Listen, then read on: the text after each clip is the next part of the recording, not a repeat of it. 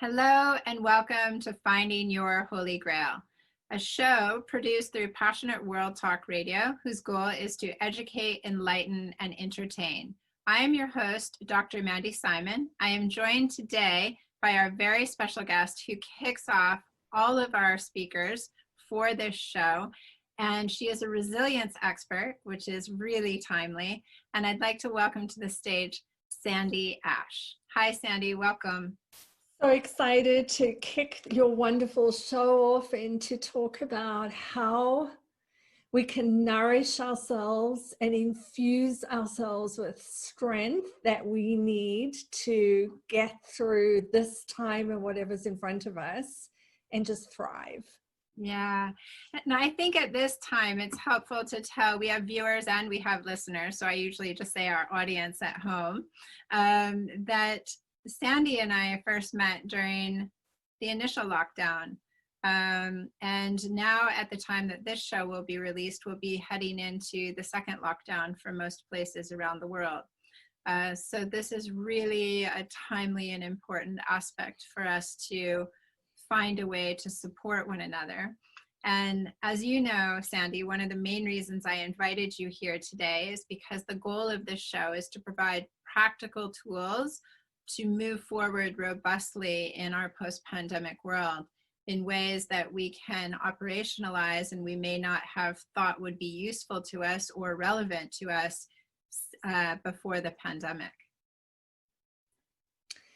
Yes, and so much that we've learned, and I'll sort of kick off by saying this, you know, all the tragedy, the difficulty and the challenges in our COVID world, and yet inside of that, so much good has come. I mean, we have been and are being urged and encouraged and invited to grow and stretch in ways we never would have imagined. And frankly, if the world had been calm and peaceful and things were just moving along as we had hoped, maybe we wouldn't have had these opportunities to really rise up and create connections like ours, right? We would never have connected. So when we look at COVID, on one hand, and I'll just say this pandemic world, this new, let's say this new world, there are definitely some dark clouds.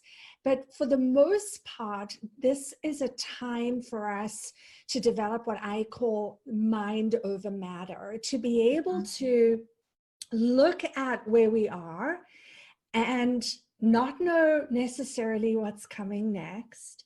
And yet inside of that, really focus on and leverage all of the gifts. And I know that you and I have spoken often about the gifts of COVID. And I think for all of us, no matter our circumstance or how we've been affected, we've all been affected. We've all experienced some form of trauma on a sort of scale. But inside of that, I think for all of us, it's almost forced us to develop an inner strength and to be able to up-level our mastery of our mind. You know, we've been talking so much the last 6 months about physical quarantining and building physical immunity. But for me, it's almost the mental immunity that's even more important. Our ability to sort of quarantine our thoughts and filter out all of the noise, the rumors, the misinformation, the fear, the uncertainty, and just focus on what's necessary. And that's, I think, really helps to support our physical immune system, but really keeps us focused and balanced and able to move forward in a positive and empowered way. Yeah, and I can hear it in your voice, and I'm so appreciative of the enthusiasm that you have and the commitment that you have toward moving teams of people forward as well as individuals, because this is what you specialize in your own area of expertise. And what I keep saying is the one great certainty is that we're all in this together. And never in the history of any of this world or the worlds that we've read about in the history books before this has this been more true, and in a way that we've never, ever seen before. This is not 9/11. This is not a tsunami in some part of the world. This is not just an earthquake. This is not just a wildfire. And this, all of these things are going on. But in addition to all of these things that are going on, we're united on a global stage in a way that is crossing boundaries of things that have typically divided us. Yeah, so much.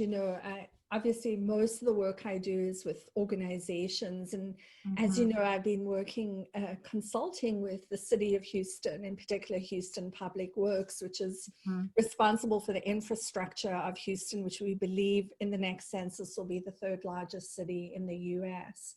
In one of the largest states in the United States. Exactly. So, yeah. Exactly. Yeah. And I've been working with them to build resilience and create, to your point, the sense of unity and clarity of purpose. And through the pandemic and hurricanes and, the George Floyd outcry and demonstrations, there's been so much going on in Houston, and it was a hot spot again.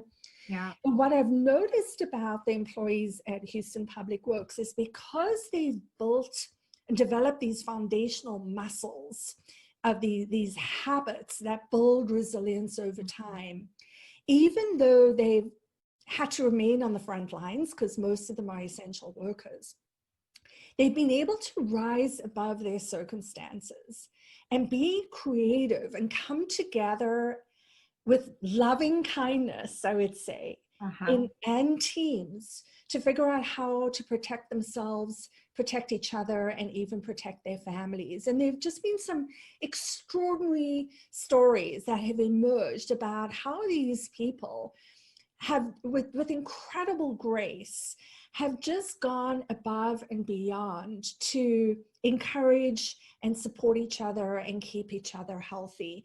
And that's, I think, what you're talking about is one of the great, great gifts. And let us not lose sight of this, even when the world goes back to being a beautiful, easy place to live, is that our need to be united and aligned, our need to demonstrate loving kindness, our need to invest in ways we'd never imagined in our physical, emotional, and mental health have all been brought forward to us in ways really, and they would never happen. I can tell you this, I'm a huge proponent of staying healthy, right?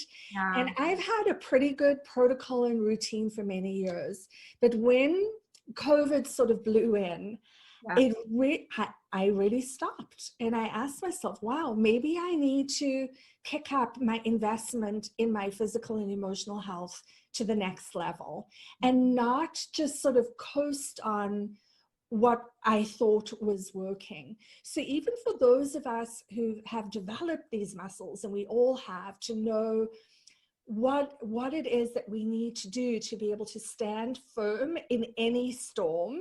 And, like a strong tree, maybe shake a little but not break. We've all been encouraged and invited to ask ourselves, who do we need to be? How do we need to think? What are the habits that we need to master so that we can ride the top of the wave and not get dumped by it? You know what I mean? How often have you been swimming in the ocean, and instead of sort of surfing over the top of the wave, you thought you'd try and go through it or under it, and you got dumped, right? Yeah. And I think, the COVID has been such a powerful reminder for us about how quickly things can change and how uncertain things can be. I mean, in the matter of a week, literally the whole world came to a standstill. Yeah. And who knows what's coming next? But whatever is coming next, the more proactive we can be. And that's why I love the work that you're doing, because you're giving people tools and inspiration and loving encouragement to build the strength and the muscle that we need, that no matter what comes our way, we have the certainty inside of ourselves and the skills to be able to respond effectively. I agree. And I think, the tagline for finding your holy grail is build resilience, live fearless. And this idea is that resilience isn't about toughing it out and not exposing your emotions and not asking for help. It's about understanding that by taking action, no matter how small, to create a level of control that makes it, from your own perspective, feel that you have control, is building resilience. And that this repetitive commitment to self and world to do this does actually lead you out of the dark into the light. Absolutely.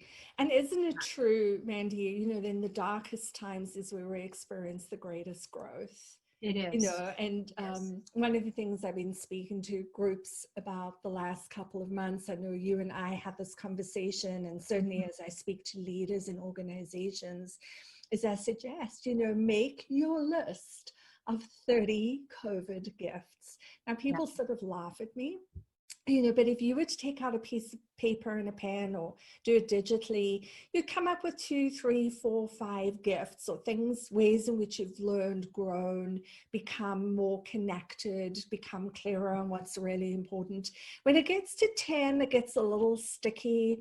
15, you have to start digging. But the actual exercise of not stopping until you've listed 30 gifts from COVID really forces you to look closely and carefully and to see how, in some cases, hopefully, all the goodness that has emerged may even at some point begin to outweigh some of the darkness that has come along with it. It reminds me of that metaphor of, if you have a bucket of dirty water, the more clean water you put in the bucket, the more it sort of it replaces the dirty water, and eventually you have a bucket of clean water. And I think that's the imperative for us as we go now into the second phase and cold and flu season and the United States elections and the economy and what that's going to bring. There's just so much in front of us that we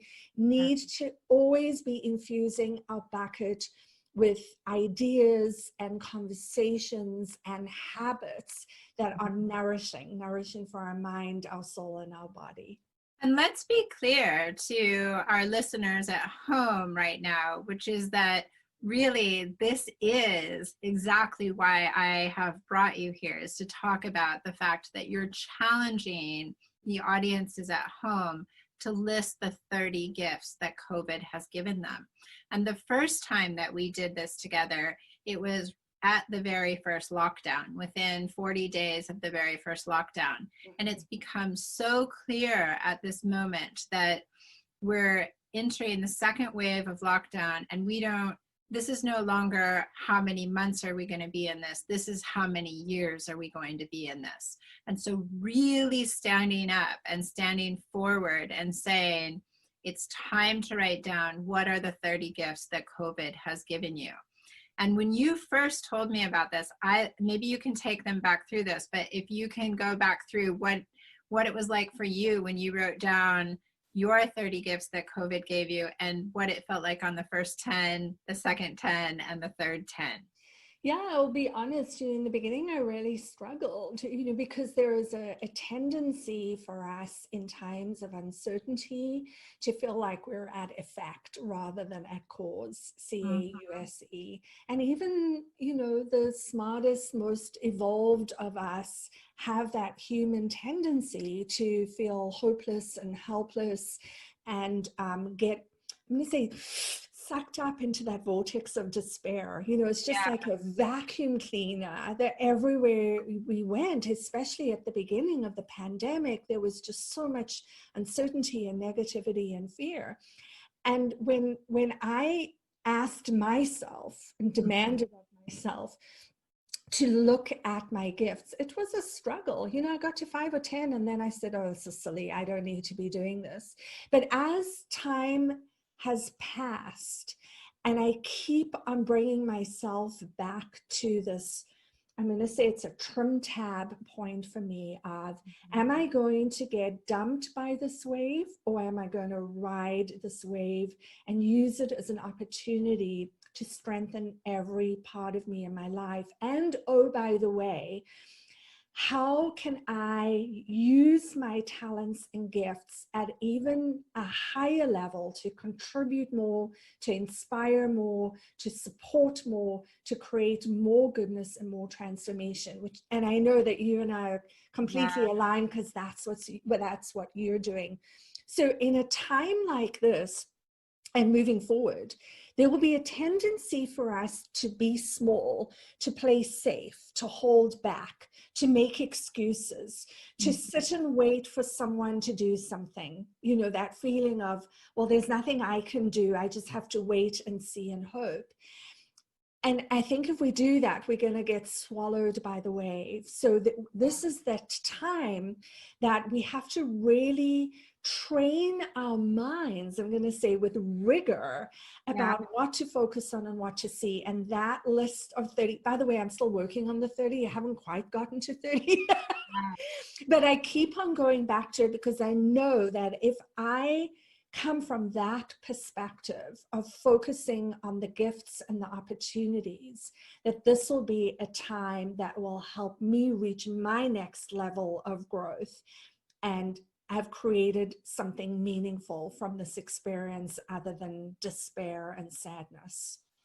I think this is so important, and it's so integral. And the reason that this is the case is because it does help us move from survival mode into learning how to thrive again, which is what it is that we are each seeking as human beings in our lives each day, is to have some renewed hope, to live life joyfully, to find our way forward, and to have it feel meaningful. And this is for everyone at home. This is such an effective tool if you can just sit down and work on it. And as Sandy said, she hasn't finished her list, but it isn't an unstarted list either. And you know, we've heard so many incredible stories about the gifts that COVID has given. And the whole point of why we're here today is to focus on this part that makes the glass half full and not the glass half empty. So I am not going to talk about what makes the glass half empty today. I am going to recognize that these things exist and that we all feel them very deeply as human beings at this point in our history. But that I really want to keep us focused on this important part of putting one foot in front of the other and continuing to write down one gift at a time and making that difference for ourselves and then ultimately for others. Yeah, perfect. And what a beautiful way to start the day or to end the day, you know, before we go to bed at night. You know, for so many years, we've learned from so many great teachers to focus on gratitude and think of things that we're grateful for, so that as we're sleeping, our subconscious mind can integrate that. And this is going to take real strength for us to go to bed at night in gratitude for the goodness, right? And the opportunity, and to wake up and have our first thought before our feet even hit the floor be of how in every day we can give 100% of ourselves. And, you know, and honestly, there's been a time during COVID where I haven't given 100% of myself, because I've given into that. I've been allowed myself to be, you know, swooped up into that vortex of negativity and despair. I call it the downward spiral, or, you know, whatever it was, it would be distracted, or certainly I've gained weight and that slowed me down. And I have this renewed sense of inspiration, and I hope that we can transmit this, and I know you will be doing this through your radio show.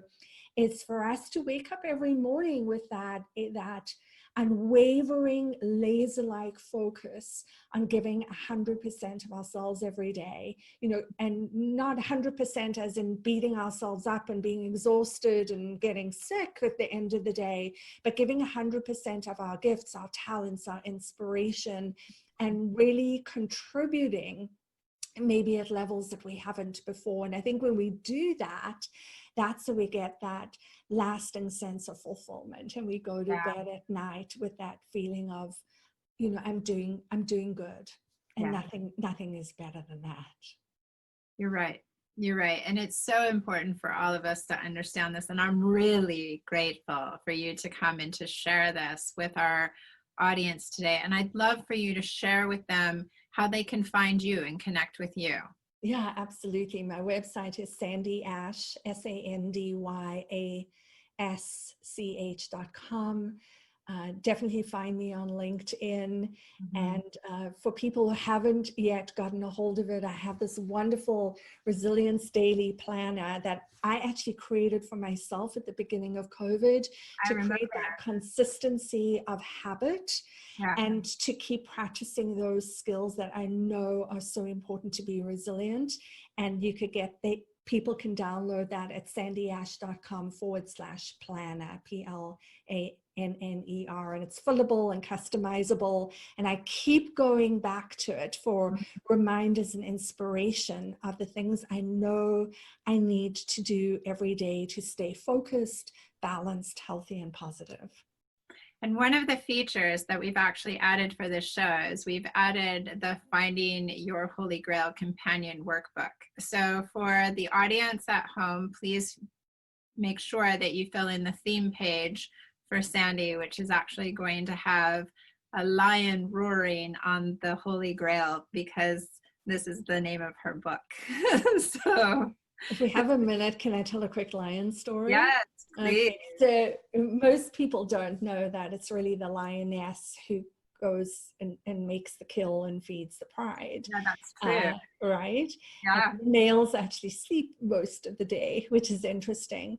But one of the, you know, as I grew up in South Africa, and we'd go on safari a couple of times a year. And of course, the highlight was always to watch the kill. And I was always fascinated by the lioness.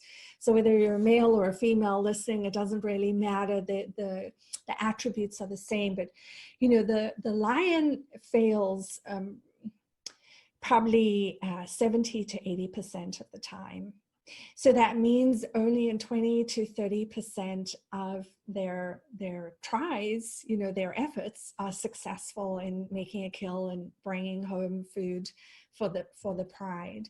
But there is something so fascinating about that. You know, the lioness doesn't feel sorry for herself. She doesn't blame herself. She doesn't blame the herd of buffalo or the windstorm. She just gets up again and again with that same confidence and tries over and over until she accomplishes her goal. And I think that's such a valuable lesson for all of us. Yes, there will be times when we feel, you know, broken or crushed or depressed or worried or anxious. But when you have a clear and compelling purpose that's bigger than yourself and outside of yourself, then that helps to pick you up, and it calls you forward every day without judgment, without a sense of, oh, I failed, or I'm not good enough, or, you know, will people listen to me, and, you know, will I get what I need? There's just a tenacity and a perseverance and a sense of inner strength and courage that I always loved to see in the lion and the lioness. And so the whole idea of the roar just rings so true to me, because the roar is an expression of that courage, the strength, the determination to rise above circumstances and fulfill on your purpose.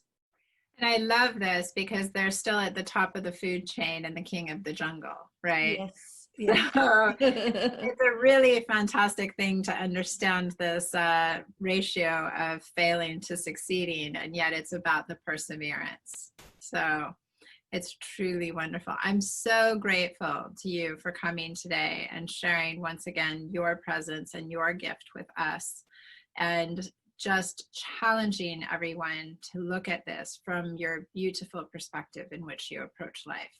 It's really wonderful to have you here. So thank you very much for coming to be our first guest. I'm grateful for the invitation. Yeah, my pleasure. I'd like to thank all of our audience at home. and also Passionate World Talk Radio for providing a platform on their internet radio station for our show, Finding Your Holy Grail. For more information, you can go to passionateworldtalkradio.com and findingyourholygrail.com. Until next week, keep safe and stay brave.